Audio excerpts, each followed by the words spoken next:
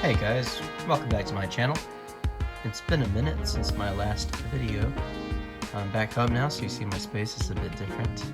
For this video, and the next couple, I thought I'd do some action figure comparisons. Hopefully they'll be useful if you're deciding on which iteration of your favorite character you'd like to get. And also it's just kind of fun for me. So here we have my 3 Captain Americas, all classics. And I thought I'd compare to see which is the best, or perhaps which are the best parts of each. This is my very first Marvel Legend over here, Captain America Series 1, made by Toybiz. Here is the Diamond Select Marvel Select Classic Captain America. And here is that one, right there. First thing I notice is that I was right. In my review of this fella here, I noted that his shield was a bit small for my preference, and actually I think I said that this shield seemed like it could be even the same size or smaller than the Marvel Legend I had back at home, and I think I was right on both counts. Both Marvel Legend Captain Americas have the same size shield.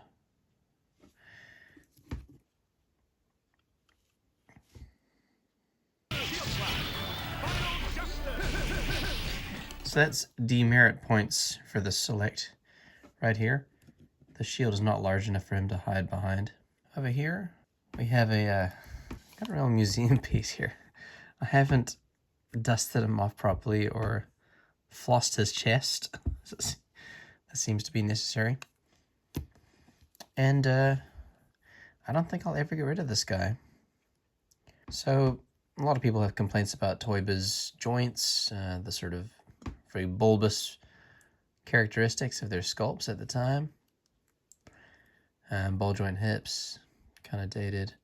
Some people don't like what they call the pancake hands. But I'm a huge fan of Toybiz. Their ethic, their ethos, their clear love for what they did, the value they gave. This was $20, New Zealand dollars, that is, back in the day. This came with a cool base, which I think I still have somewhere. A comic book. Really an incredible thing. And I think this is a much better face sculpt than both the other caps. As for proportions, well, everybody has their opinions. What I really love about the sculpts at the time is that they reflected the Marvel Handbook, if you've ever seen those, and they used those as their source material, or at least their starting off point. You can see that in the episode on Marvel figures and the toys that made us. Anyway, what I was saying is that the shape of his legs, I think this is a good example. This figure looks like he has weight to him. He looks like he is a heavily muscled fella, and his shins have a curvature to them, as if they're bowed by the weight. The ankles come out here. The feet look like there's weight on them. He's got a huge thigh gap, but I think there's the dynamism here. His chest is enormous. This is almost like a leaf-filled chest. The arms, I think, are a good length. The hands, the tips of the fingers coming down to there is a good superhero proportion. The width of the shoulders is good. The neck isn't too long. This guy has quite a bad sort of tube neck. It's not a ball down there. It's just a rotating cylinder. He does have some movement at the top, but I'm afraid to do that because something snapped at the bottom here very early on. 2 balls there, hardly any torso articulation, so he loses points there. His joints have always been stiff, and these aren't as loose as you would expect. He can kick very high. Huge posability. These are superior ankles in my opinion, with the hinge in there. That's a natural motion. He's got thigh, calf rotation. Toe joint, which I love. I'm a big toe joint guy. Toe articulation. The shield has these shoulder straps and a clip there. And he has the hinged hands. Anyway, I spent a lot of time on him. But some of you guys may never get your hands on one of these guys. Now over here, we have the latest, and some might say the greatest, anniversary cap. The first thing I notice when I pick this guy back up is that he looks kind of impish. Part of it's the head sculpt, which does have a raised A. To their credit, Hasbro gave it a raised A. Little wings look very clean. But this face is kind of doughy. This plastic is just kind of a lump of color. No gradation. Now Toybiz cap has gone a bit gray in the face, but he has a bit of life on the lips there. Chisel jaw. This fella here, he looks almost like the stunt double. His eyes seem too far apart. He seems too malevolent for a classic cap, in my opinion. It's much better articulation up there. But getting this guy's head on and off is a real pain in the butt. He has the chainmail, which is very well done. Again, to Hasbro's credit, they don't try very often, but when they do, they sometimes get mediocre results, you know? And I feel like that's what happens once you get past this newly crafted torso. You get down to here and you get these sort of generic legs they've been using for a long time, with the same boots as this old Whirlwind and a host of others.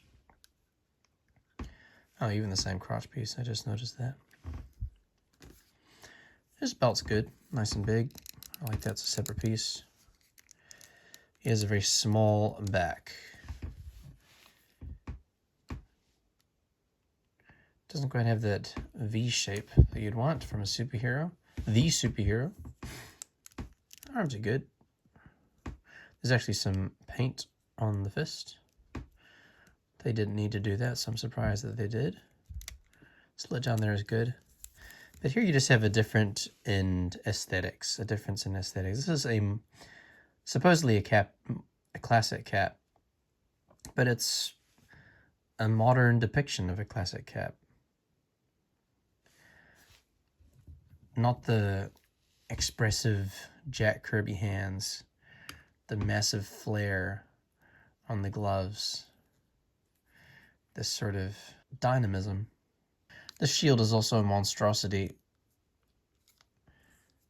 With this system they have here, it's not too dissimilar from this one, but this enormous hinge makes it stick out quite a lot. And I would say that's inferior. And of course the front side is marred by these effects holes. It does look cool when you put the little bullet flares on there, but without them it's kind of an eyesore. Touching this shield and this shield, I've always really liked this shield. I'm not sure it's aging super well, but I like the way it's crafted. Very clean, very elegant. You get a stand cap. Mega stand, there you go.